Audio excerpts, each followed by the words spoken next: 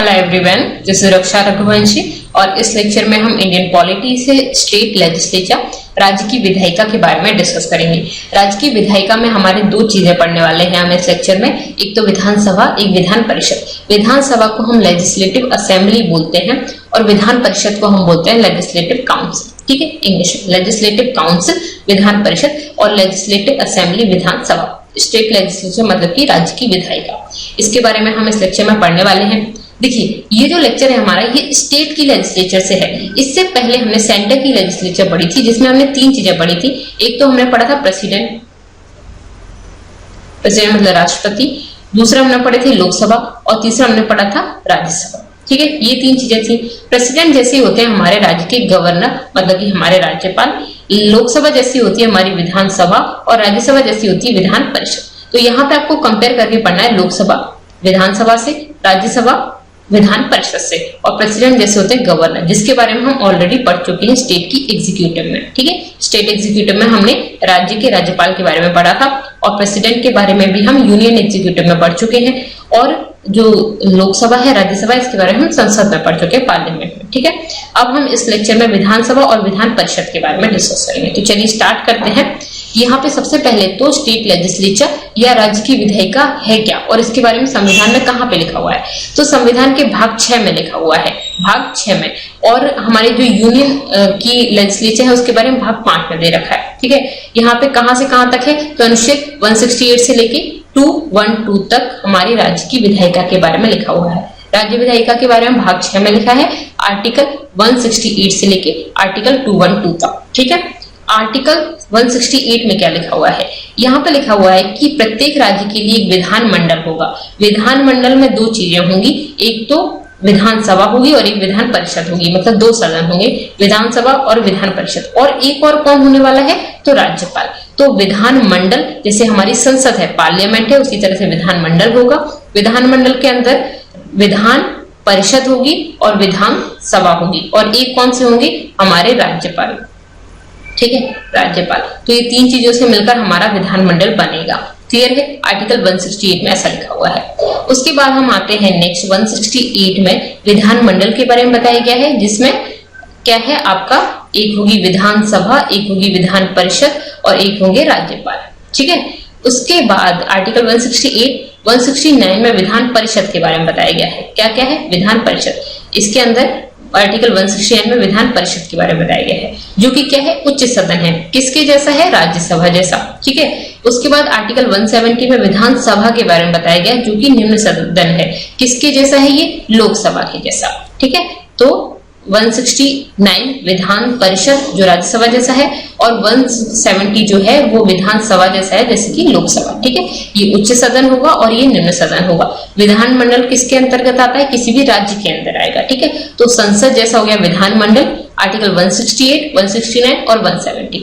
हमने जो पार्लियामेंट पढ़ी थी उसके लिए हमने एक ट्रिक पढ़ी थी, सरल 79, 80 और 81। ठीक है, स फॉर संसद, रा फॉर राज्यसभा और ला फॉर लोकसभा। ठीक है, 79, 80, 81। ठीक है, सेम उसी तरह से आप याद रख सकते हैं 68, 69, 70। ठीक है, 168, 169, 170 तीन मिलके हैं। सबसे पहले आपका विधानमंडल आएगा, फिर उसके अंतर्गत जो उच्च सदन है वो, फिर उसके बाद निम्न सदन है वो, मतलब कि विधान परिषद फिर विधानसभा। ठीक है, ओके। अब हम एक एक करके पढ़ते हैं। विधान मंडल जो है उसके बारे में आपने पढ़ लिया, अब विधान परिषद के बारे में पढ़ते हैं।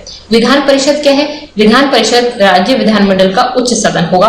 ठीक है, और संविधान के अनुच्छेद 169 में इसके अंतर्गत इसकी स्थापना और समाप्ति के बारे में बताया गया है। इसकी स्थापना कैसे होगी वो, और इसकी समाप्ति भी हो सकती है, इसके बारे में बताया गया है। तो हम ये दोनों ही चीजें पढ़ेंगे। क्या है इसका मतलब, यदि किसी राज्य में विधानसभा उपस्थित मतदान करने वाले सदस्यों के 2/3 बहुमत से प्रस्ताव पारित करे तो संसद राज्यपाल की अनुशंसा पर उस राज्य में विधान परिषद की स्थापना कर सकता है या उसको समाप्त कर सकती है। क्या मतलब है, देखिए हर स्टेट में विधान परिषद हो ऐसा नेसेसरी नहीं है। किसी भी स्टेट में विधान परिषद होगी या नहीं होगी ये वहां की विधानसभा डिसाइड करेगी। विधानसभा कैसे डिसाइड करेगी, विधानसभा बोलेगी संसद से, भारत की जो संसद है उससे बोलेगी कि हमारे राज्य में आप विधान परिषद बना दीजिए, यह जो विधान परिषद है उसको खत्म कर दीजिए। तो ये विधानसभा बोलेगी। अब कैसे बोलेगी, ये वोटिंग कराई जाएगी। वोटिंग कराने पर यहाँ पे जितने भी लोग उपस्थित है ना, क्वारम पहले होना चाहिए, क्वारम के लिए 1/10 होना चाहिए, ठीक है। तो इतने लोग उपस्थित मिनिमम होना चाहिए, इससे कितने भी उपस्थित हो सकते हैं, ज्यादा की बात नहीं है, मिनिमम इतने होना चाहिए। तो उपस्थित जो लोग हैं वो मतदान करेंगे, वोटिंग देंगे, और वोटिंग करने पर जितने भी लोग उपस्थित हैं उसके 2/3 2/3 मेजोरिटी होगी, मतलब स्पेशल मेजोरिटी से प्रस्ताव पारित होगा। ये प्रस्ताव पारित होने के बाद फिर उसके बाद संसद क्या है, वहां की जो उस स्टेट का राज्यपाल है उससे पूछेंगे कि हम आपकी स्टेट में एक विधान परिषद बनाने जा रहे हैं। राज्यपाल बोल देंगे ओके बना दो, तो ये क्या करेंगे, उस राज्य में विधान परिषद की स्थापना कर सकते हैं। या ये ऐसा भी पूछ सकते हैं कि जो आपकी विधान परिषद है ना उसको खत्म करने जा रहे हैं, अगर ये विधानसभा बोलेगी तो उसको समाप्त भी कर सकते हैं, ठीक है। तो क्लियर है, यहाँ पे विधान परिषद बन भी सकती है और विधान परिषद जो है वो खत्म भी हो सकती है। क्लियर है, ओके। अब बात करते हैं, वर्तमान में केवल 6 राज्यों में विधान परिषद है। इससे पहले 7 राज्यों में हुआ करती थी, जम्मू एंड कश्मीर। जम्मू एंड कश्मीर में अब विधान परिषद नहीं है, क्योंकि जम्मू एंड कश्मीर जो था वो 2 यूनियन टेरिटोरी में बदल गया। एक तो क्या Jammu and Kashmir union territory बन गया और एक लद्दाख बन गया, ठीक है। तो यहाँ पे लद्दाख और Jammu and Kashmir 2 union territory में बदल गया। अब यहाँ पे हम यहाँ देखते हैं कि कौन कौन से 6 राज्यों में विधान परिषद है। अच्छा, एक चीज और बता दें कि जो जम्मू एंड कश्मीर है उसमें विधानसभा तो होगी पर विधान परिषद नहीं होगी। यहाँ पे लद्दाख में सिर्फ यूनियन टेरिटोरी है तो इसमें नहीं होगी, ठीक है, ओके। वर्तमान में 6 राज्यों में विधान परिषद है। कौन कौन से हैं? उत्तर प्रदेश, महाराष्ट्र, बिहार, कर्नाटक, आंध्र प्रदेश और तेलंगाना। 6 में है, इसलिए आपको याद रखना है। उत्तर प्रदेश, महाराष्ट्र, बिहार, कर्नाटक, आंध्र प्रदेश और तेलंगाना, सिर्फ और सिर्फ ये 6 राज्यों में विधान परिषद है। केंद्र शासित प्रदेश जम्मू एंड कश्मीर में एक विधानसभा है। जम्मू एंड कश्मीर जो है उसमें विधान परिषद को औपचारिक रूप से 16 नवंबर 2019 को खत्म कर दिया गया था। इससे पहले ये स्टेट था और एक स्टेट में विधान परिषद थी, लेकिन अब ये स्टेट नहीं है, अब ये क्या हो गया, यूनियन टेरिटोरी हो गया, केंद्र शासित प्रदेश हो गया, और उसके बाद इसको खत्म कर दिया गया विधान परिषद को, ठीक है। तो यहाँ पे कौन कौन से राज्यों में विधान परिषद है और कितने मेंबर्स हैं? देखिए 6 ही हैं, इसलिए आपको याद रखना है। उत्तर प्रदेश में सबसे ज्यादा है विधान परिषद में मेंबर्स 100 हैं। देखिए सबसे ज्यादा किस हिसाब से है, पॉपुलेशन जहां सबसे ज्यादा होगी वहां मेंबर्स ऑफ लोकसभा भी ज्यादा होंगे, राज्यसभा भी ज्यादा होंगे, विधानसभा भी ज्यादा होंगे, विधान परिषद होंगे, क्योंकि किसके हिसाब से, जनसंख्या के आधार पर। तो उत्तर प्रदेश में 100 सीट्स है विधान परिषद की, महाराष्ट्र में 78, बिहार में 75, कर्नाटक में 75, आंध्र प्रदेश में 58 और तेलंगाना में 40। और मिनिमम विधान परिषद के सदस्यों की संख्या जो है वो 40 हो सकती है, 40 से कम नहीं हो सकती, ठीक है। क्लियर है, मिनिमम 40 हो सकती है इसकी संख्या। तो क्लियर है कौन कौन से में है, उत्तर प्रदेश में 100, महाराष्ट्र में 78, बिहार में 75, कर्नाटक में 75, ठीक है, आंध्र प्रदेश में 58 और तेलंगाना में 40, ठीक है, ओके। अब यहाँ पे हमें और क्या पढ़ना है, जो विधान परिषद है उसके लिए योग्यता क्या होनी चाहिए। विधान परिषद के सदस्य बनने के लिए न्यूनतम आयु होनी चाहिए 30 वर्ष, जैसे कि राज्यसभा के सदस्य बनने के लिए चाहिए होती है 30 वर्ष, सेम उसी तरह से विधान परिषद के सदस्य बनने के लिए भी 30 वर्ष मिनिमम आयु होनी चाहिए। और क्या होना चाहिए, एक वोटर होना चाहिए, ठीक है, और जहां से आप विधान परिषद के सदस्य बन रहे हो वहां पे एक वोटर होना चाहिए। इसके अलावा भारत के नागरिक होना चाहिए, ठीक है। और जो भी एलिजिबिलिटी यहाँ पे संसद बनाती है वो सारी की सारी एलिजिबिलिटी होनी चाहिए। अच्छा, राज्य विधान परिषद में आने के लिए जनरली राज्य की विधानमंडल जो है वही बनाता है, ओके। और सदस्य कार्यकाल जो है, सदस्यों का कार्यकाल वो 6 वर्ष का होता है, ठीक है। सदस्यों का कार्यकाल कितना होता है, इसका 6 वर्ष का होता है, जैसे कि राज्यसभा का कार्यकाल भी 6 वर्ष का होता है, ठीक है। और इसके अलावा आपको पता है कि राज्यसभा का भी भंग नहीं हो सकती, सेम उसी तरह से विधान परिषद का भी भंग नहीं हो सकता, भंग नहीं हो सकता, इसको खत्म किया जा सकता है, हमेशा के लिए खत्म कर दिया जाए। वो किस तरह से होगा, तो वो इसी तरह से होगा, ये 2/3 लोग बहुमत से प्रस्ताव पारित होगा, फिर संसद इसको खत्म कर देगी, ठीक है, ओके। अब बात करते हैं विधान परिषद जो है उसमें निर्वाचन कैसे होता है लोगों का, ठीक है। तो एकल संक्रमणीय वोट पद्धति द्वारा इसका निर्वाचन होता है, जैसे कि राज्यसभा के सदस्यों का निर्वाचन होता है, सेम उसी तरह से, ठीक है, एकल संक्रमणीय वोट पद्धति द्वारा निर्वाचन होता है। यहाँ पे हमने जो राज्यसभा थी उसमें इस तरह से नहीं पढ़ा था। क्यों नहीं पढ़ा था हमने इस तरह से, हमने इसलिए नहीं पढ़ा था क्योंकि वहां पे राष्ट्रपति जो है वो 12 लोगों को मनोनीत करते हैं, जो कि साहित्य, कला, विज्ञान, सामाजिक सेवा इन सभी क्षेत्र से आते हैं। इसके अलावा बाकी जो सदस्य हैं वो चुने जाते हैं। वो किस तरह से चुने जाते हैं, वो जो सदस्य हैं मतलब टोटल है, एक राज्य के लिए अलग ही तरह से है, ठीक है, मतलब पूरे के पूरे देश के लिए एक ही तरह से ना, और यहाँ पे जो राज्य हैं हर राज्य के लिए अलग अलग तरह से है। तो देखिए 1/3 सदस्य जो हैं विधान जो परिषद है उसके 1/3 सदस्य जो है वो स्थानीय निकायों द्वारा आते हैं, ठीक है, स्थानीय निकाय द्वारा आते हैं 1/3 सदस्य, ठीक है। उसके बाद 1/3 जो आते हैं वो राज्य की विधानसभा के सदस्यों द्वारा निर्वाचित होते हैं, राज्य की विधानसभा के सदस्य जिनको निर्वाचित करते हैं 1/3। फिर 1/6 लोग जो हैं, ये 1/3 कितना हो जाएगा आपका 2/3 हो जाएगा, ठीक है। और 1/6 लोग जो हैं वो राज्यपाल उनको मनोनीत करते हैं। ये साहित्य, कला, विज्ञान, सामाजिक सेवा इन क्षेत्रों से आते हैं, ठीक है। 1/6 हो गया।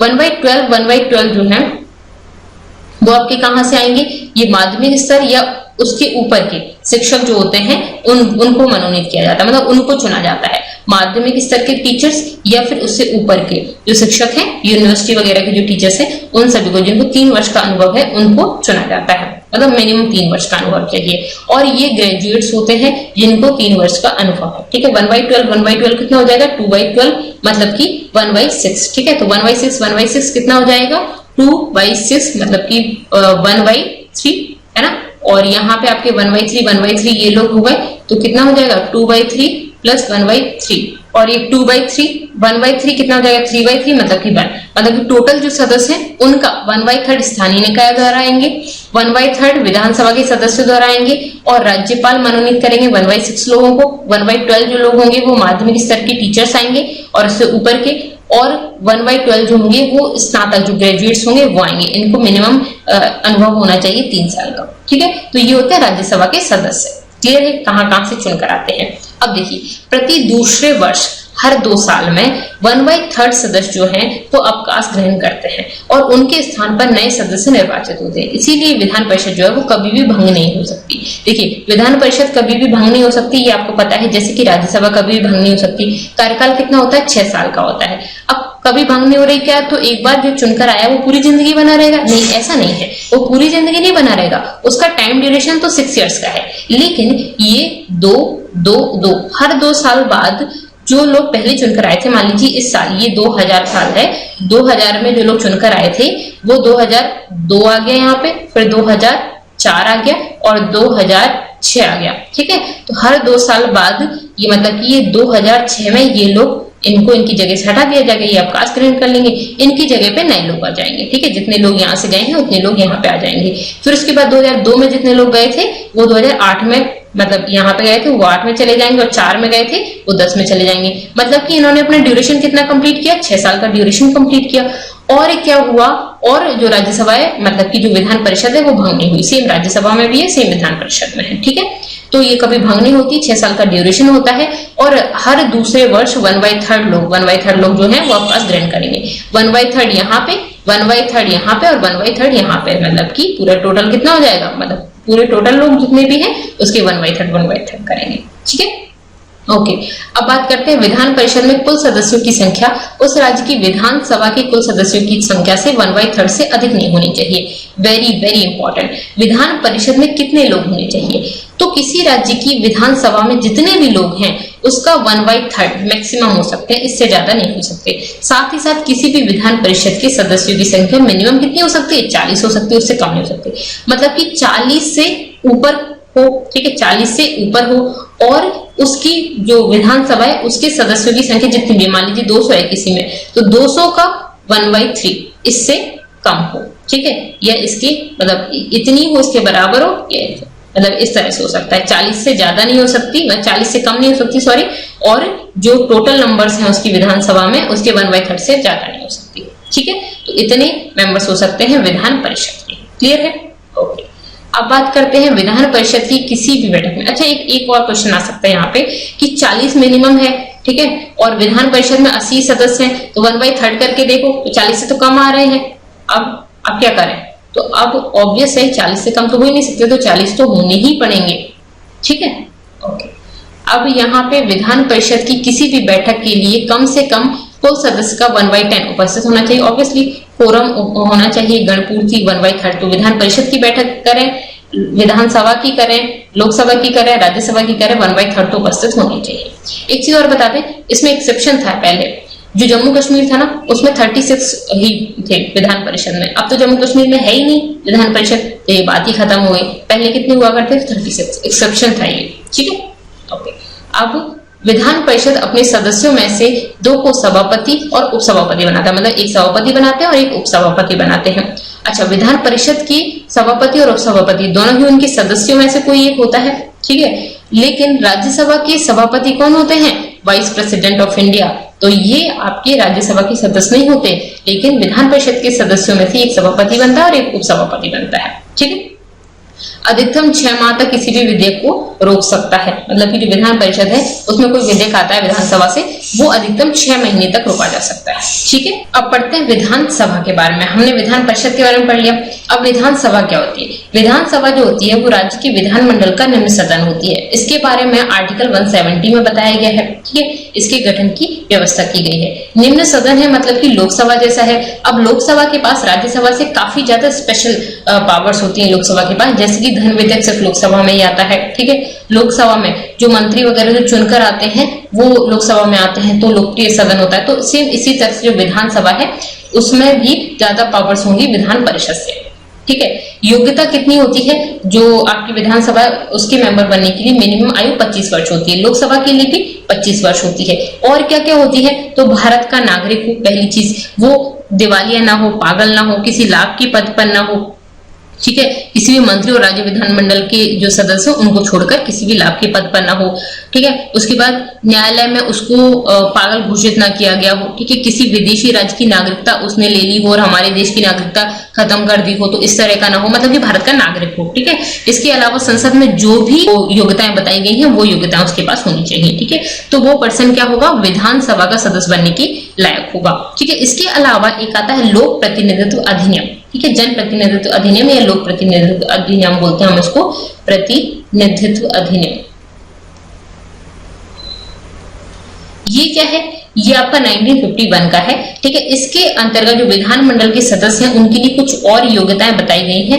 मतलब कौन कौन सी डिस्क्वालिफिकेशंस है, मतलब ये चीजें इनमें नहीं होनी चाहिए। तो चुनाव के दौरान कोई भी भ्रष्ट आचरण या चुनाव अपराध का दोषी ना ठहराया गया हो। ठीक है, उस टाइम पे उसे किसी भी अपराध का दोषी ठहराए जाने पर 2 साल, मतलब कि 2 साल या उससे ज्यादा की सजा न मिली हो। ठीक है, मतलब उसको अगर मिली है सजा तो वो इसके लायक नहीं होगा। अगर दोषी ठहराया गया है तो फिर वो नहीं, मतलब उसके विधानसभा का सदस्य बनने के लायक नहीं होगा, या जो विधान परिषद है उसका सदस्य बनने के लायक नहीं होगा। ठीक है, इसके अलावा जो टाइम ड्यूरेशन है उस ड्यूरेशन के अंतर्गत वो, मतलब उसी ड्यूरेशन के अंदर वो चुनावी खर्च का जो भी विवरण है उसको प्रस्तुत करना चाहिए। मतलब देखिए क्या होता है कि आपने चुनाव का खर्च कितना किया, इसके लिए आपको ड्यूरेशन दिया जाता है कि इसमें आप बताओ कितना खर्च किया।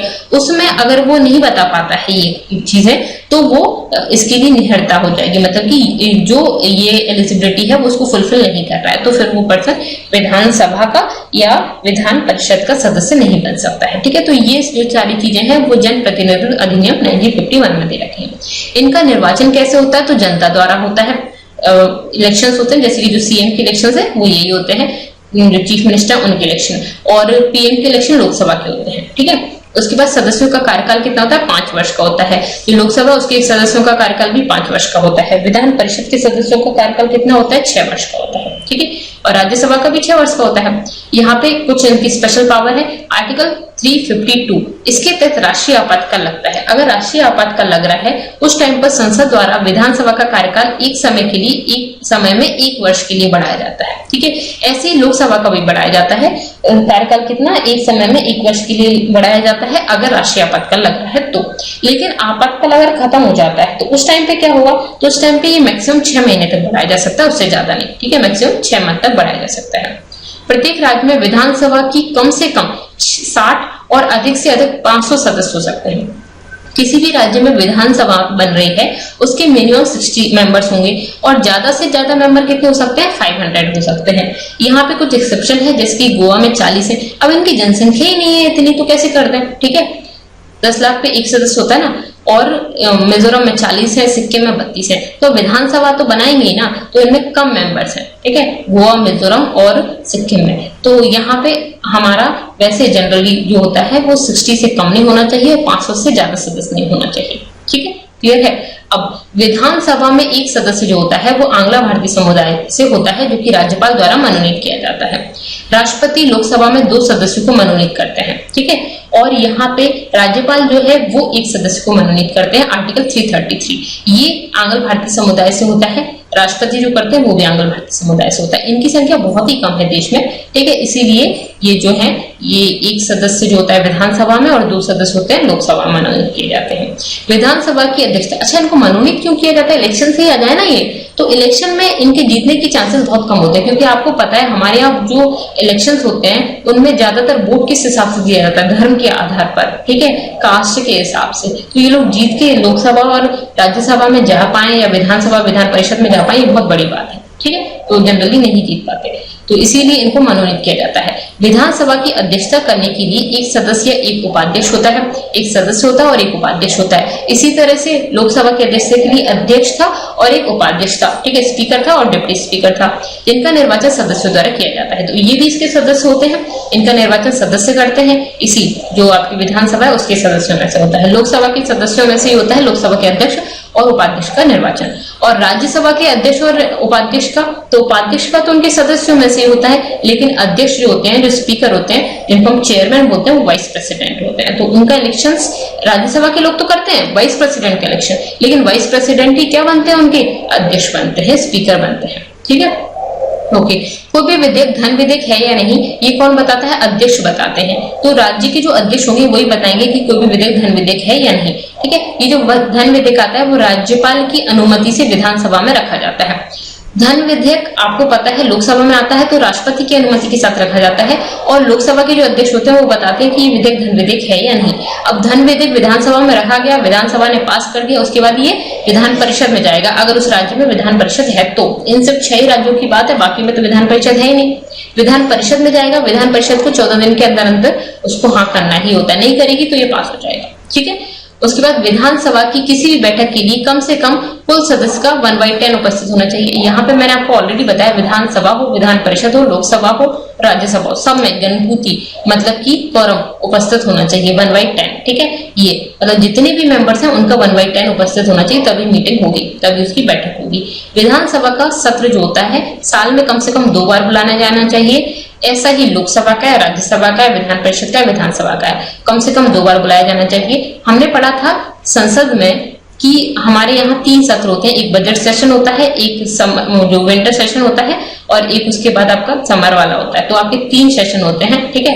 तो समर, विंटर और मानसून सेशन होता है, ठीक है। समर वाला तो होता है जो बजट सेशन होता है, जो आपका फेब से लेके कब तक चलता है, फेब से लेके आपका मई तक चलता है, ठीक है। ये समर वाला ही होता है ना, मानसून सेशन मतलब सॉरी ये बजट सेशन समर वाला, फिर मानसून और फिर उसके बाद विंटर सेशन होता है, ठीक है। तो मिनिमम आपका 1-2 होने चाहिए, जो कि 6 मंथ के अंदर अंदर बुला लेना चाहिए, मतलब कि 6 मंथ से ज्यादा गैप नहीं होना चाहिए। मिनिमम 2 सेशन होंगे, 2 सत्र होंगे, जिनके बीच में मैक्सिमम गैप कितना हो सकता है, 6 मंथ का हो सकता है, ठीक है। और हमारी संसद के 3 सत्र बुलाए जाते हैं, एक बजट सेशन होता है, एक मानसून सेशन होता है और एक होता है विंटर सेशन, ठीक है। ओके, अब सदस्यों की संख्या, जो हमारी विधानसभा है उसमें कितने सदस्य होते हैं, तो सबसे ज्यादा सदस्य जो है वो यूपी में है, 403 सदस्य, ठीक है। 403 सदस्य विधानसभा के जो है सदस्यों की संख्या है। अब विधानसभा के सदस्यों की संख्या हर राज्य में अलग अलग होगी क्या, बिल्कुल अलग होगी, ठीक है। क्यों अलग होगी, क्योंकि जनसंख्या के हिसाब से। हमारे यहाँ पे जो राज्य है वो जनसंख्या किसी राज्य में ज्यादा है, किसी में कम है, किसी का क्षेत्रफल ज्यादा है, किसी का कम है। हमारे यहाँ ऐसे इक्वल डिवाइड नहीं हुआ है जनसंख्या के हिसाब से। तो यहाँ पे जो लोकसभा, राज्यसभा, विधान परिषद और विधानसभा जो भी है उन सब में इनकी संख्या अलग अलग होगी, ठीक है। हर स्टेट से अलग अलग होगा, मतलब कि विधान जो सभा है उसमें संख्या अलग होगी, विधान परिषद में भी उसी हिसाब से होगी, और जो राज्यसभा है उसमें अलग अलग होगी, उसमें रिप्रेजेंटेशन हर स्टेट का अलग अलग होता है, ठीक है। अब आप बोलेंगे लोकसभा में, तो लोकसभा में भी जो कॉन्स्टिट्यूंसी होती है उसके अकॉर्डिंग चुनकर आते हैं ना लोग, तो ज्यादा जगह होगी तो वहां पे ज्यादा एरिया दे दिया जाएगा, मतलब 1% ज्यादा लोग होंगे। जैसे कि मान लीजिए यूपी का एरिया ज्यादा है तो यूपी में लोकसभा से चुनकर आने वाले लोगों की संख्या ज्यादा हो जाएगी, ठीक है, क्योंकि एरिया ज्यादा है तो ज्यादा रिप्रेजेंटेशन होगा। ओके, सबसे ज्यादा सदस्यों की संख्या लोकसभा में जो है यहाँ पे यूपी में जो है वो 403 है, और ये विधान सभा की बात कर रहे हैं, है ना। और यहाँ पे आपका केंद्र शासित प्रदेश में बात करें तो दिल्ली और पौंडुचेरी में, दिल्ली में 70 है और पौंडुचेरी में 30 है, और जम्मू कश्मीर भी अब केंद्र शासित प्रदेश हो गया जिसमें विधानसभा है, तो इसमें सदस्यों की संख्या कितनी है, अब 80 पहले 87 थी, ठीक है। 87 इनमें से 4 कम कर दीजिए आप, तो अभी कितनी है, 83 है, ठीक है, क्योंकि इसमें लद्दाख अलग हो गया, तो अभी 83 हो गया। क्लियर है।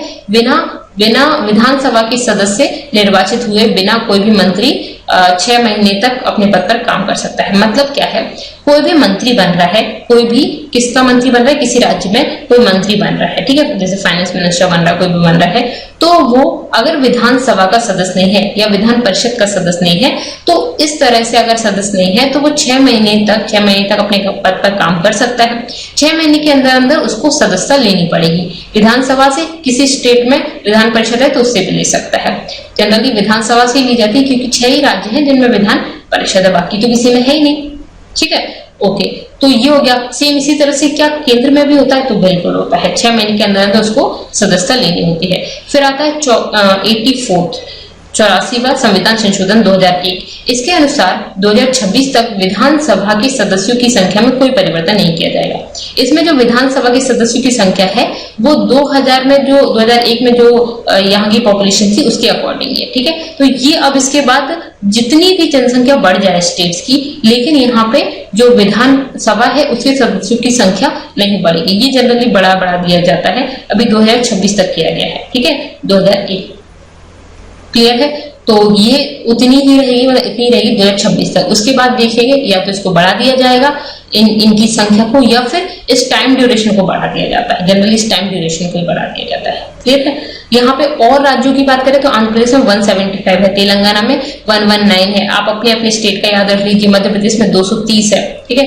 मध्य प्रदेश में विधानसभा के कितने सदस्य हैं? 230 है, ठीक है। और एक जो राज्यपाल मनोनीत करता है 230+1, ठीक है। इस तरह से आपको याद रखना होता है। आप स्टेट में 230+1, ठीक है।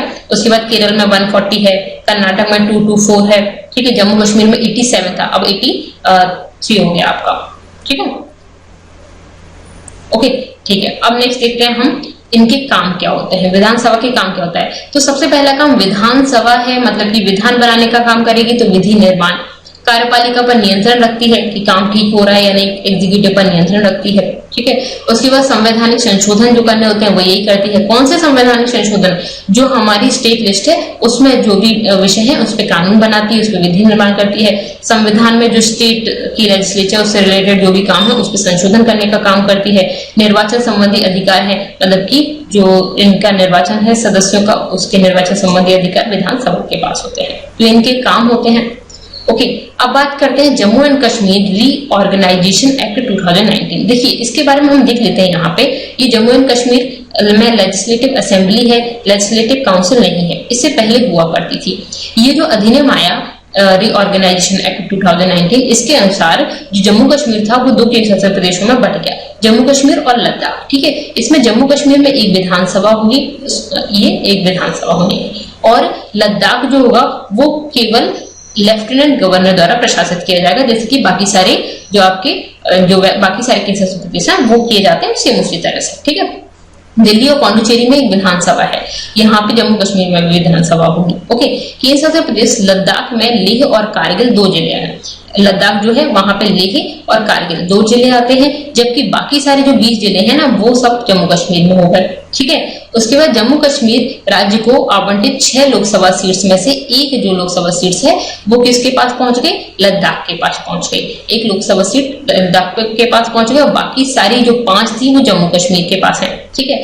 Jammu Kashmir Lok Sabha seats very very important, आपको पता होना चाहिए। जम्मू कश्मीर में 6 लोकसभा सीट्स में से 5 जो है वो जम्मू कश्मीर के पास और 1 लद्दाख के पास होंगे।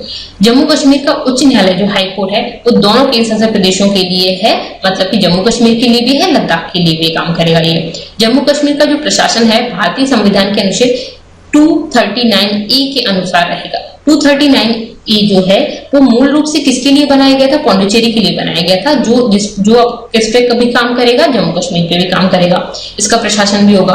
राष्ट्रपति द्वारा नियुक्त एक लेफ्टिनेंट गवर्नर जम्मू और कश्मीर की केंद्रशासित प्रदेश का प्रशासन करेंगे, मतलब कि जम्मू कश्मीर का प्रशासन कौन करेगा? एक लेफ्टिनेंट गवर्नर करेगा, जिसमें 5 साल का कार्यकाल होगा।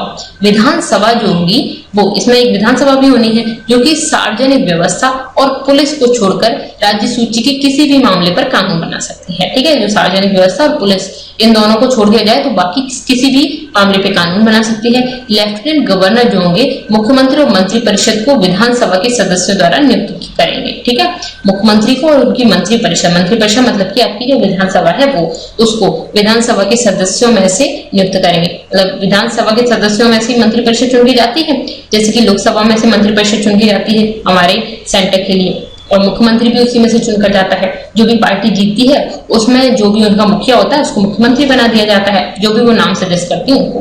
तो यहाँ पे हमने जम्मू एंड कश्मीर में जो अभी 2019 में जो हुआ वो हमने पढ़ा। ठीक है, रीऑर्गेनाइजेशन बिल के अकॉर्डिंग। अब यहाँ पे हम देखते हैं इनमें से कौन सा कथन सही नहीं है। ये कुछ क्वेश्चंस करते हैं इससे, तो निम्न में से कौन सा कथन सही नहीं है। यह आवश्यक नहीं है कि जो व्यक्ति विधान परिषद के लिए चुना जाता है वह विधानसभा के लिए चुने जाने योग्य होना चाहिए। ऑब्वियसली होना चाहिए। विधान परिषद के लिए जो पर्सन चुना जाएगा उसकी मिनिमम एज 30 है, विधानसभा के लिए जो चुना जाएगा उसकी 25 है, बाकी सारी सेम है।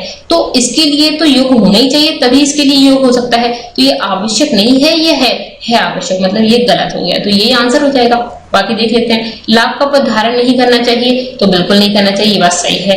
जन प्रतिनिधित्व अधिनियम 1951 के अनुसार सभी योग्यताएं होनी चाहिए, बिल्कुल होनी चाहिए, ये भी सही है।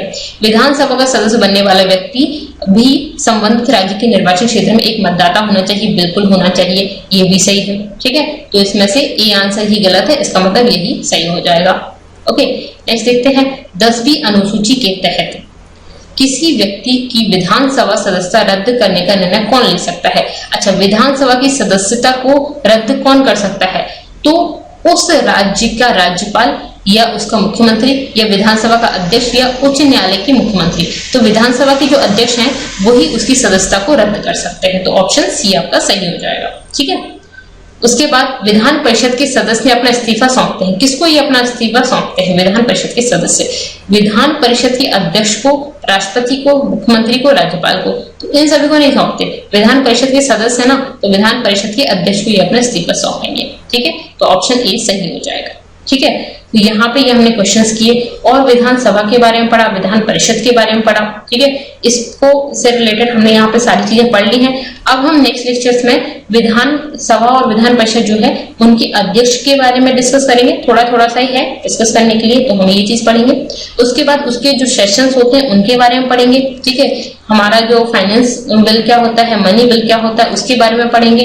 ठीक है, उनमें डिफरेंस देखेंगे, अलग अलग तरह के फंड्स पढ़ने वाले हैं। और विधानसभा विधान परिषद में डिफरेंस तो आपको यहाँ पे समझ ही आ गया है डिफरेंस क्या है। तो देखिए, विधानसभा जो है वो उसके पास वही शक्तियां हैं जो लोकसभा के पास है। ठीक है, विधान परिषद के पास बहुत सी शक्तियां नहीं है, सीमित शक्तियां हैं, वो हम नेक्स्ट जो लेक्चर्स पढ़ेंगे तो उसमें आपको समझ आ जाएगा। ठीक है, उसके बाद विधानसभा में और विधान परिषद में क्या क्या डिफरेंस है। जैसे कि विधानसभा की मिनिमम एज 25 है, यहाँ पे मिनिमम एज 30 है। हर स्टेट में विधानसभा होना कंपलसरी है, विधान परिषद होना कंपलसरी नहीं है। ठीक है, विधानसभा के जो सदस्य हैं उनका उनसे कम, मतलब उसकी 1/3 से ज्यादा नहीं होना चाहिए विधान परिषद के सदस्य। तो ये सभी चीजें तो हमने यहाँ पढ़ी ली। ठीक है, लेकिन यहाँ पे कुछ और डिफरेंस भी है जो हम आगे के लेक्चर्स पढ़ेंगे ना, उसके बाद आपको वो चीज समझ आएगी, तो डिफरेंस हम साथ में कवर कर लेंगे। ठीक है, तो यहाँ पे ये लेक्चर हमारा कंप्लीट होता है। That's all for this video. Thank you so much, thanks for watching.